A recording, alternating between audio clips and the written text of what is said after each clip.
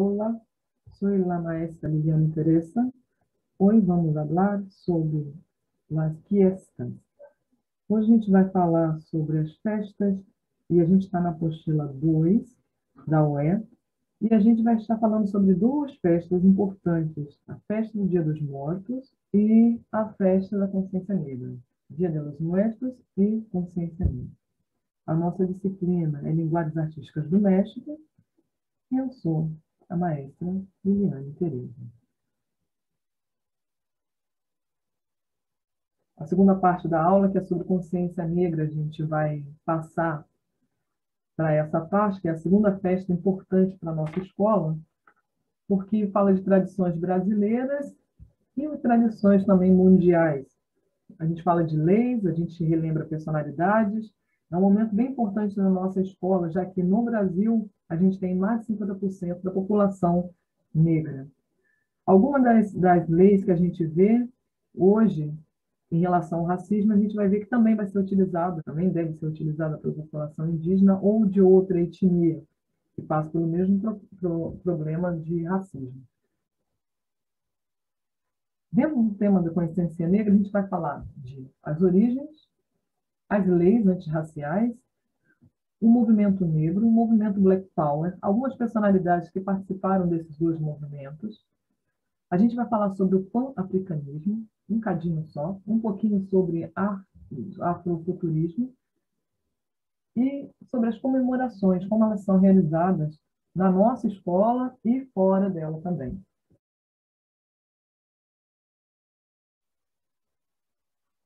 Quando a gente fala de leis que ocorreram aqui no Brasil,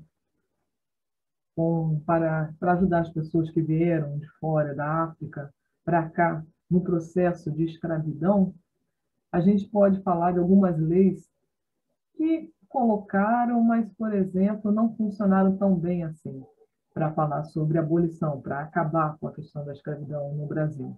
Lembrando que escravidão a gente vai ter na história do mundo, em várias partes do mundo, e não só com pessoas de pele negra.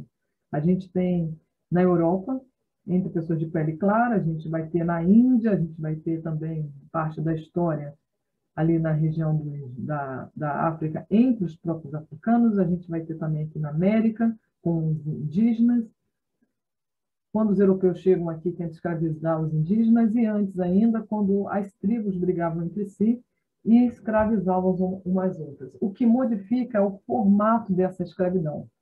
A gente tem locais onde a escravidão era que um grupo dominava o outro, e esse que foi dominado, ele trabalhava, todo o cultivo dele era direto para esse grupo que ganhou a guerra, por exemplo. Então, eles não tinham mais direitos de cultivar para si próprio, mas tinham que trabalhar o cultivo da terra para uma outra pessoa, sem ganhar nada em troca. A gente tem, aqui no Brasil, a questão da escravidão mais violenta, onde o Brasil foi um dos últimos países da América, do mundo também, a terminar com essa questão da escravidão negra aqui no Brasil. A gente sabe também, que a gente já conversou na sala de aula, que a escravidão social e a escravidão moderna existe também. A gente sabe que existem alguns grupos de pessoas que vêm para o Brasil, branca, japonesa, chinesa, ou até negra, né? Ela vem para o Brasil tentando uma oportunidade e essa pessoa que traz ela sequestra o documento dela, no caso do passaporte, e ela não consegue circular pelo Brasil e ela fica presa a uma situação onde ela tem que trabalhar de graça dentro de algum apartamento, dentro de alguma casa, sem poder sair dali. E a cada dia ela fica presa porque ela tem que pagar a viagem que ela teve e mais as despesas do dia a dia. Então fica aquele ciclo. Ela trabalha, não consegue pagar e ela vai ficando ali até alguém descobrir essa escravidão. Algumas pessoas também, até hoje, no Brasil, que trabalham em algumas fazendas, não sabem que não existe mais escravidão no Brasil, porque o dono dessas fazendas não informaram. E existem pessoas que vivem no processo de escravidão na cidade, A gente viu o caso de professores universitários aí, aqui no Rio de Janeiro, que simplesmente aprisionavam pessoas para trabalhar de graça como empregada doméstica e durante anos e nunca pagaram essas pessoas. Então, é mais uma forma de escravidão moderna. Vamos falar lá do passado, lá no século XIX, uma tentativa de terminar com a escravidão negra no Brasil foi a Lei Eusébio de Queiroz. Era um período da industrialização na Inglaterra e para os ingleses era interessante que não tivesse mais escravo. Porque se o escravo não ganha dinheiro, ele não compra. Mas se eu tivesse trabalhadores, ele teria dinheiro para comprar. E aí a indústria ia crescer. E eles começaram a fazer uma espécie de pressão junto a países escravocratas, como no caso do Brasil. E aí criaram essa lei Eusébio de Queiroz, proibindo a entrada de africanos no Brasil. Foi para inglês ver. Por quê essa lei não funcionou? Porque a escravidão não vinha mais de fora para o Brasil, apesar que ainda existia pirataria, porém, os escravos começaram a ser vendidos dentro do próprio Brasil. Saía do Nordeste para o Sul, do Sul voltava para o Nordeste, e ficou ainda o tráfico de pessoas sendo vendidas dentro do Brasil. A gente teve uma lei que aconteceu em 1871, uma tentativa de lei onde as crianças que nascessem a partir de 1871 não seriam mais escravas. Lei do ventre livre. Bem, um bebê não vive sozinho, ele precisa estar acompanhado da mãe. E ele acabava ficando ali. Quando ele fazia 18 anos, o dono da fazenda dizia que ele não podia sair, porque gastou muito com ele tem que pagar. E aí, nisso que ele tinha que pagar, ele acabava ficando escravo também. Uma outra lei também que criaram foi a lei do sexagenário. Em 1882, o escravo com mais de 60 anos poderia ser liberto e ele ganharia um pagamento de indenização. Aconteceu? Lógico que não. Poucos escravos conseguiam chegar a 60 anos, porque nesse período havia muita violência, a pessoa trabalhava de sol a sol, ainda era agredida, e essa pessoa não conseguia chegar a 60 anos de idade. E quem chegava, aquela pessoa ia morar onde? Viver de que maneira? Se ela não recebia nem terra e nem dinheiro para isso. E ela voltava e continuava ali na fazenda trabalhando, de graça, até a sua morte. Em 1888, bem próximo do que o Brasil vai se tornar república e ia deixar de ser império, a gente recebe aí uma lei chamada, em 1888, chamada Lei Áurea, dia 13 de maio. Por isso que diz que 13 de maio é o dia da abolição dos escravos. Foi a lei que assinou que ia acabar a escravidão no Brasil. A lei aconteceu, nas cidades a gente consegue ter pessoas livres, porém, como disse, demorou muito chegar ainda nas fazendas e no interior do Brasil. A gente tem uma foto aí de um grande advogado que ajudou muitas pessoas a deixarem sair do processo de escravidão, chamado Luiz Gama. Ele é filho de uma outra grande personalidade da história do Brasil, uma negra chamada Luísa Marie. A gente vai ver um pouquinho sobre a história dela daqui a pouquinho. Ele nasce livre, porém ele foi escravizado, ele era mestiço, né? Aos 10 anos ele foi considerado como um escravo e ele ficou analfabeto até 17 anos. Foi quando ele resolveu aprender, foi quando ele começou a aprender a letra, a leitura, a escrita. Ele se torna um advogado, ele consegue se libertar e libertar outras pessoas dessa questão da escravidão. Vamos avançar. A gente tem algumas leis modernas aí, já do século XX, que fala sobre a questão de discriminação, que é crime no Brasil. Então, o que a gente pode destacar? Nos anos 60, ainda num período ainda que existia a questão militar no Brasil, todo mundo poderia ter garantia de igualdade, mas não se falava exatamente sobre a questão racial negra. Dizia que a pessoa poderia fazer eventos de movimentos multirraciais. Foi mais ou menos nesse período que a capoeira deixou de ser crime. Avançando mais um pouquinho, nos anos 80, passou a ser crime quando você não perdia um emprego por questão de cor, ou a oportunidade de emprego por questão de cor, da sua cor da pele. Também, se você entrasse num determinado local, se você entra num determinado local e você percebe, seja um restaurante, um jogo de futebol, ou algum tipo de racismo, alguém que pratica algum tipo de racismo, aí sim, nesse caso, há a penalidade de 1 a 5 anos de detenção, de prisão. A gente também percebe que nesse ano, também nos anos 80, começava a falar sobre a questão da produção que era feita na televisão, nas propagandas, em relação à população negra, indígena ou de qualquer outra etnia, ou de religião de matriz afro, ou de religião ou de religião budista. Quem fizesse algum tipo de violência ou algo negativo a respeito de uma pessoa em relação à raça, cor, etnia, ou até mesmo classe social, ela poderia, sim, sofrer essa lei e ser presa. Avançando mais um pouquinho, o que essas leis, de lá para cá, elas tiveram de grande importância? Primeiro que a pessoa realmente vai ser presa se ela praticar algum tipo de racismo. Inclusive na internet. A gente viu uma aluna de um colégio no Rio, o qual os colegas de sala resolveram fazer bullying, mas esse bullying já estava no nível de racismo em relação a ela, em relação ao cabelo, em relação à cor da pele dela, e ela pôde, sim, através de mensagens que eles fizeram durante esse período de pandemia, agressões de escritas de mensagem, ela pôde, sim, criminalizá-los e abrir um processo contra eles. A gente tem também aí a questão desse crime eletrônico, que é algo bem moderno, mas que também é considerado racismo a partir do momento que passa algum tipo de ofensa.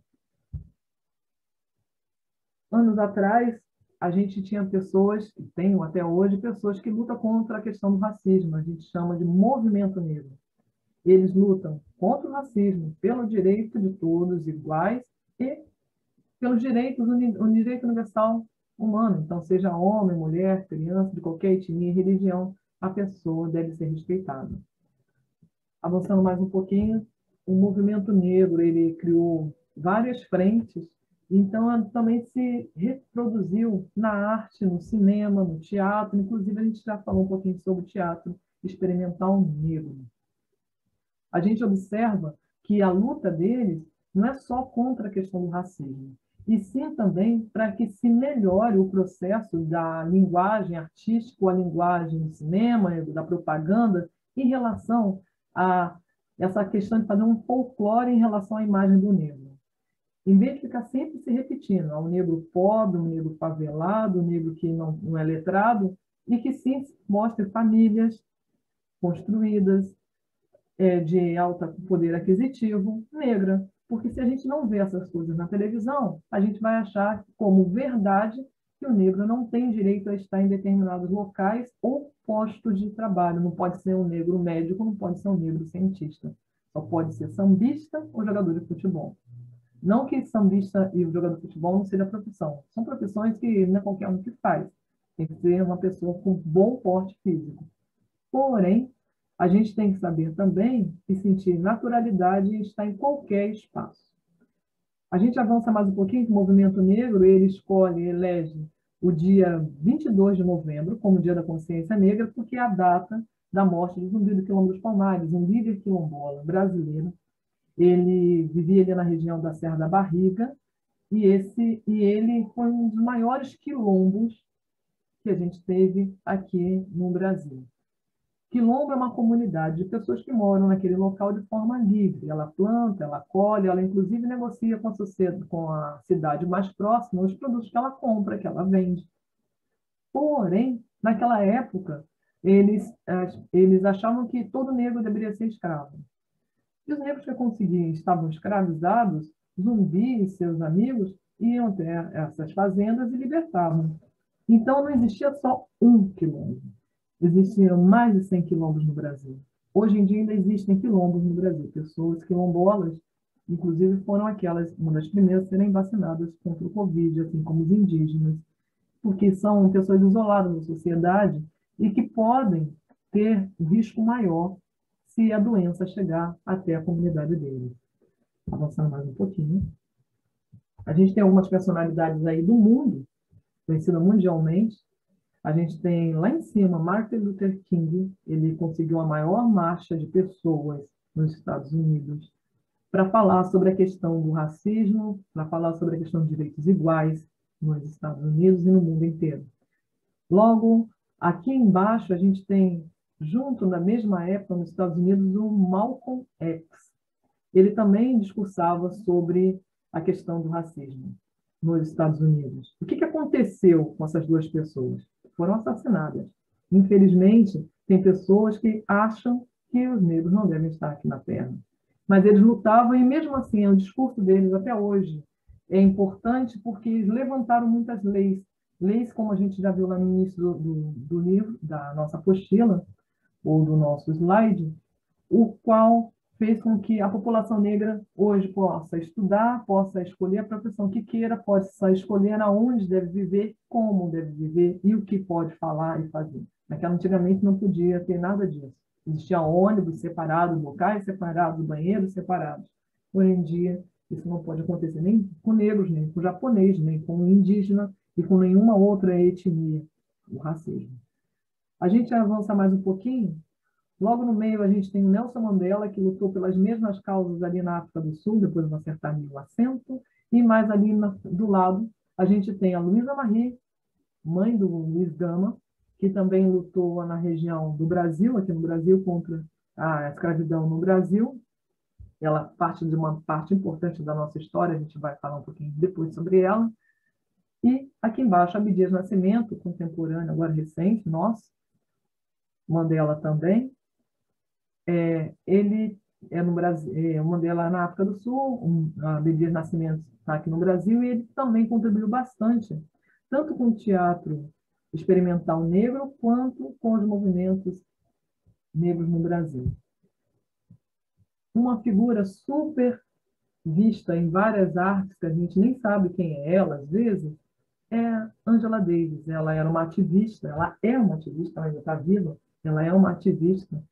Ela anda pelo mundo fazendo palestras, falando sobre a questão da história dela, que ela foi presa por defender a questão racial nos Estados Unidos, e hoje ela é porta-voz daquela história do passado dos dias de hoje também. Ela estava presente no movimento Black Power, e a gente vê a obra dela, a fotografia dela, representada em muitas artes, quando a gente fala sobre a questão de racismo.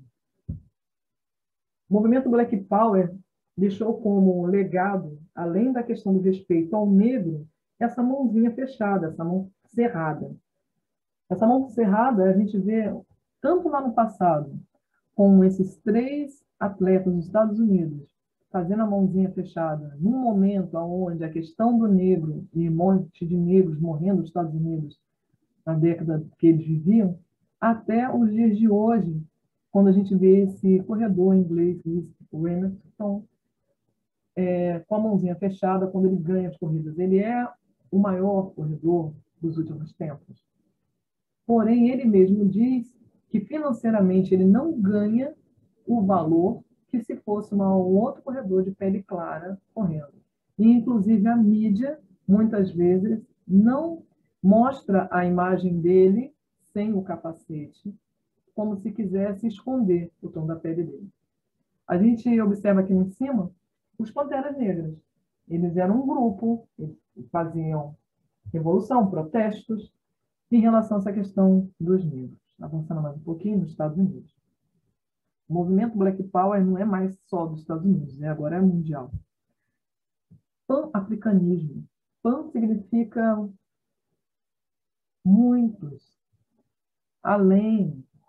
Então, o pan-africanismo não acontece só ali no continente africano, aonde se valoriza a cultura, a história, a filosofia, a ciência afro. E sim, ela se espalha no mundo inteiro. E ela se manifesta também na música, na moda, no modo de vestir, no modo de pentear, no teatro, na dança, no cinema e nas artes plásticas, como a gente viu algumas pinturas ali na frente, e na literatura, no texto, na história em quadrinhos. A gente vê aí a nossa bailarina brasileira, chamada Mercedes Batista. Ela é a primeira negra que fez parte do corpo municipal brasileiro, do Teatro Municipal Brasileiro, do Rio de Janeiro. como bailarina clássica. Ela vai para os Estados Unidos, quando ela retorna, ela traz uma dança moderna. E dança moderna é você falar sobre o seu país, sobre a sua cultura. E ela constrói, sim, a dança, mas uma dança folclórica negra. Ela também faz parte do Teatro Experimental Negro. Tem uma escultura dela lá no centro do Rio de Janeiro, onde você vai poder ver com detalhes já a representação da Mercedes Batista, mais envelhecida, mas ainda uma grande bailarina avançando. A gente vai falar um pouquinho sobre afrofuturismo, em outro momento a gente vai falar com mais calma sobre esse tema, mas afro vem de África, futurismo, futuro. É um termo que fala sobre a questão tecnológica, virtual, do cinema, da moda, da literatura, da música, hoje, em 2021 e no futuro. O que a arte negra hoje representa? O que posso dizer que o negro produz hoje? A pessoa de pele negra ou mestiça, que tem origem ou tradições afro ou negra, produz. A gente vê na primeira parte ali, uma ilustração feita por Bernardo Oliveira, essa imagem mostra uma mulher negra com adereços, ou decoração, ou roupa, maquiagem afro. No entanto, ela está num mundo futurista, uma cabeça como se tivesse ido à Lua. E ele fala sobre essa questão, ele é um ilustrador de pinturas, de histórias, de livros também, de filmes, alguns curtas também, e ele fala, mostra essa questão, por que só colocar pessoas de pele clara para filme futurista? E a gente percebe que muito da nossa tecnologia hoje, da nossa ciência hoje, tem nascimento lá na África antiga. Antes ainda do Egito, coisas muito mais antigas do que isso. Hoje a gente descobre que na ciência, muitos dos nossos remédios têm como base a ciência africana. As religiões que existem hoje no mundo têm como base as religiões de matrizes africanas lá no passado. Então, o afrofuturismo ela fala sobre isso. E nisso, a gente vai ter o autor da obra, uma pessoa negra. Ou a gente vai colocar, por exemplo, na Princesa Sapo, o personagem e mais os dubladores, que não faria sentido nenhum falar de Nova Orleans se eu colocasse pessoas que não sabem cantar com o sotaque de Nova Orleans as músicas que aparecem lá. Ou se o dublador da música não fosse negro. Aqui no Brasil, a gente teve alguns problemas com isso, para variar. Com os filmes tem essa pegada do afrofuturismo. Mais à frente ali, a gente vê umas obras de um fotógrafo e cineasta, a Confran. Ele faz muitos trabalhos que discutem sobre essa questão. A gente, logo embaixo, tem uma das obras, né, da cantora Beyoncé, onde ela faz o álbum Black King, e diz que nem ela coloca o negro no mesmo patamar dos reis, né? Se a gente pensar na realeza africana, na realeza egípcia, a gente também pode colocar as obras da Beyoncé, sempre essa volta às tradições, inclusive os orixás, que eram representações de algum tipo de manifestação da realeza daquele grupo. Então, a gente vai avançar mais um pouquinho.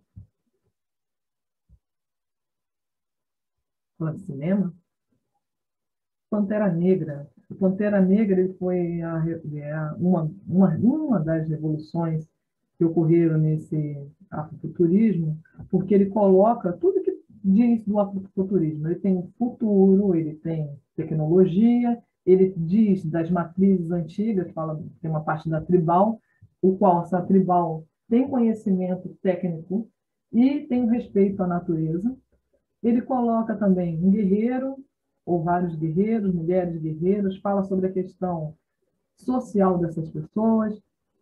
Então, o filme se torna importante para o mundo inteiro porque ele consegue ligar não só a África, como a África ao mundo. E ele se torna um grande sucesso. Ele bateu todos os recordes de bilheteria, de venda, de pessoas que foram assistir, e ele ganhou muitos prêmios também.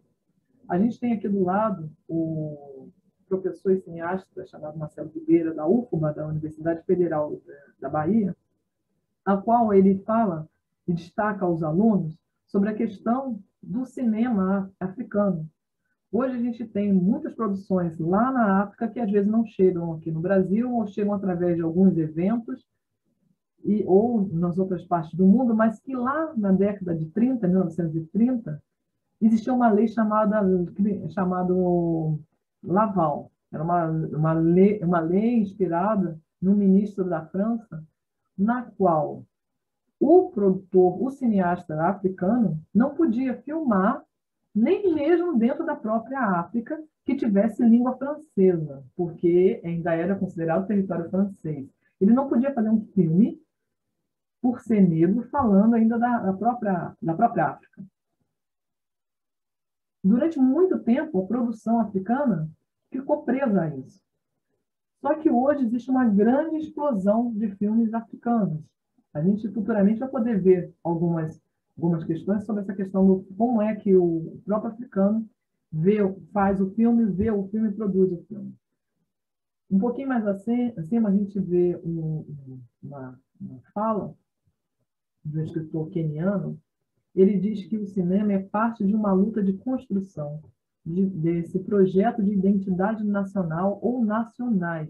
Não é só da África, sim do mundo. Ela é transnacional, atravessa o Atlântico e atravessa os mares e chega em todas as partes, mas com o objetivo da descolonização da mente.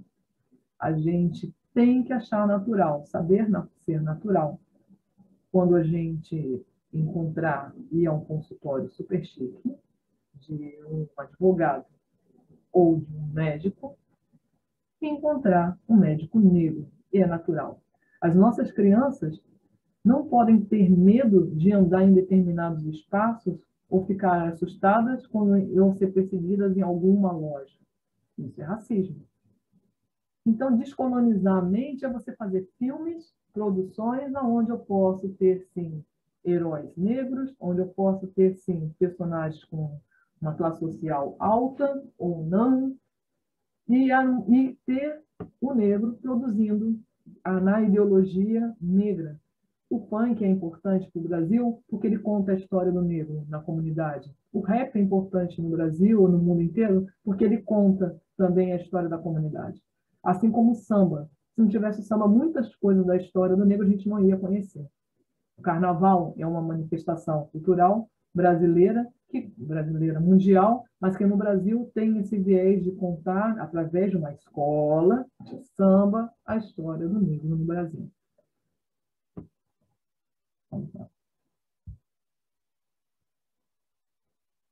Aqui a gente tem a nossa bibliografia e a gente encerra por aqui a nossa aula.